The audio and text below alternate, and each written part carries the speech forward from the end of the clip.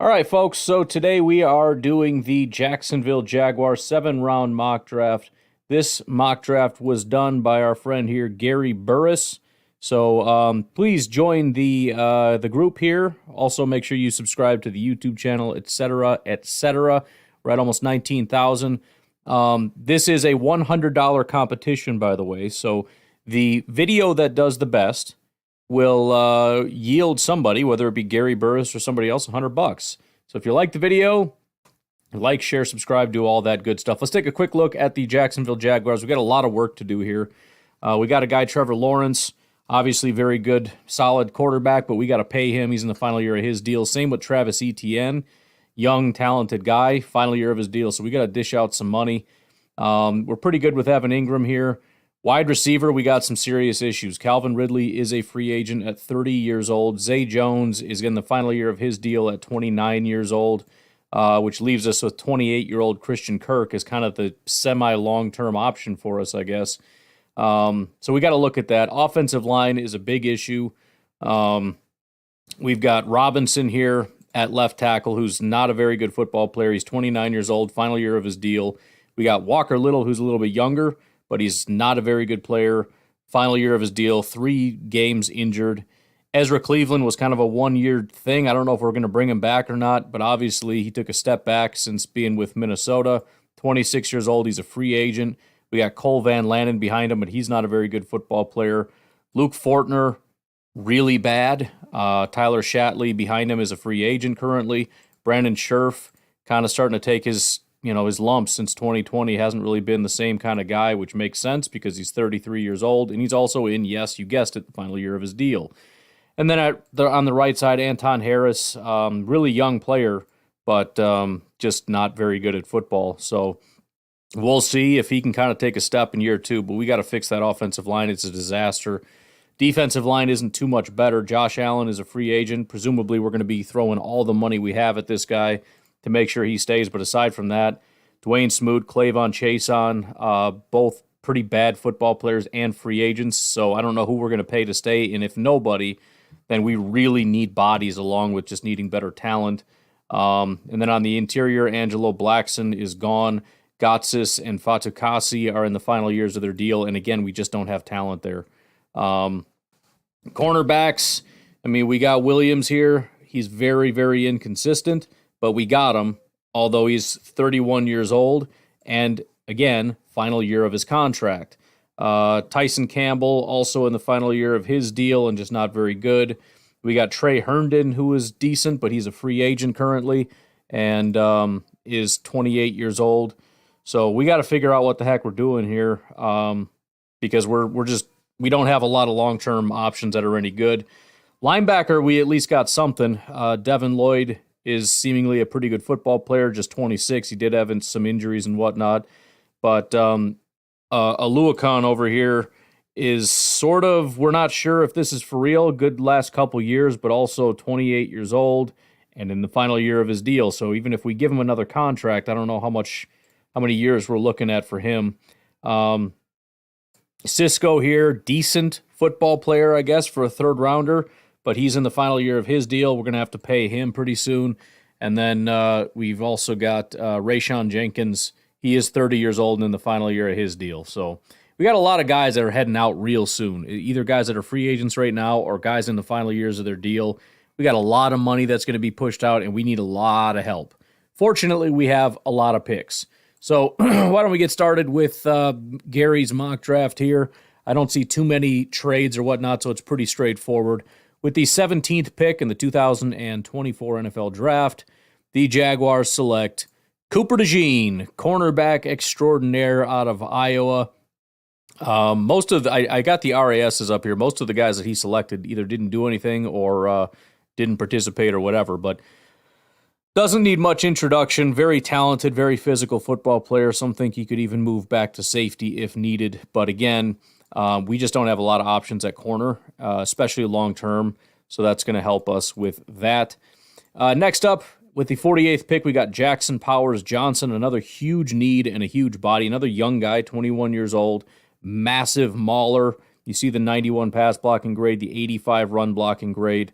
Hasn't given up a single sack in his 3 years at Oregon at 6'3", 320, which is he's actually measured in at 6'3", 330 almost, borderline oversized, but he's a massive man mover. At pick 79, we've got Chris Jenkins, defensive tackle out of Michigan. Again, when we look at this, we just need something here. We just don't have anybody, so we're just checking a bunch of boxes. 22 years old, 6'3", 305, 82 run defense grade, 70 pass rush, about 10% pressure rate. The statistics are pretty bad. Sub 10% and only 2 sacks. But the run defense is there. Hopefully we can get a little bit of better production out of the pass rush from them. And then at pick 96, the Jaguars select Jaden Hicks, safety out of Washington State.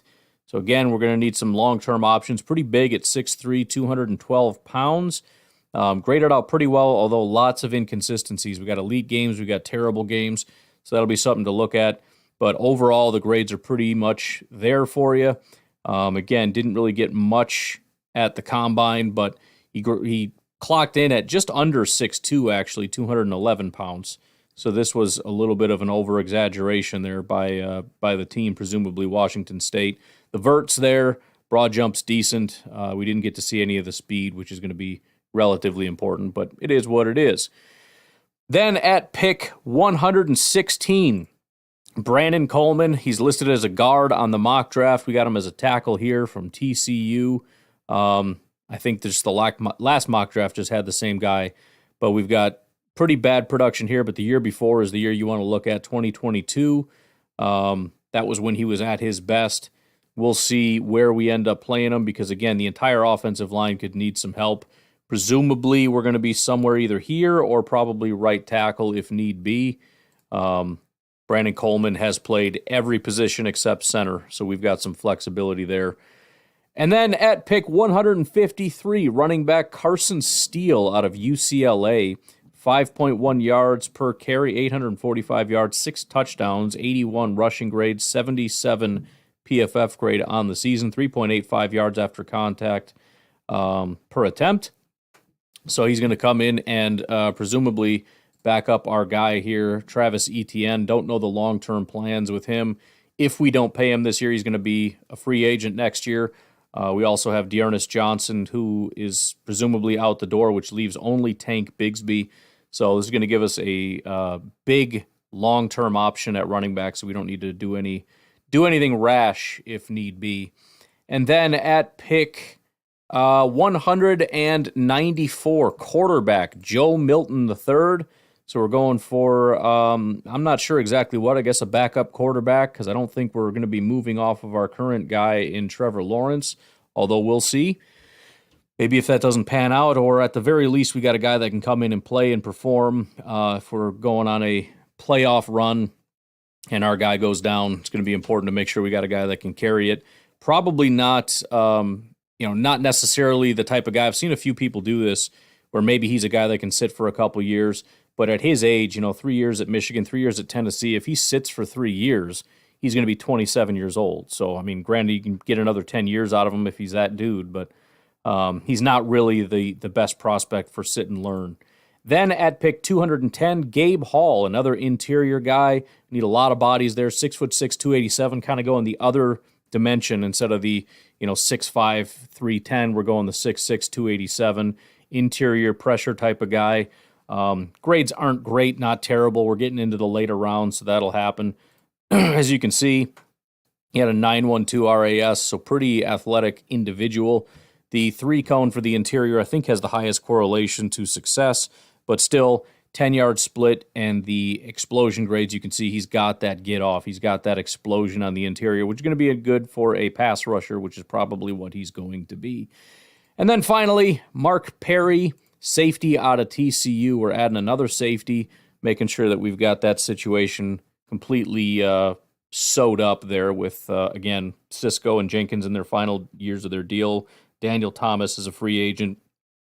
Antonio Johnson, he had 3 games where he was injured, leaving only 28-year-old Andrew Wingard.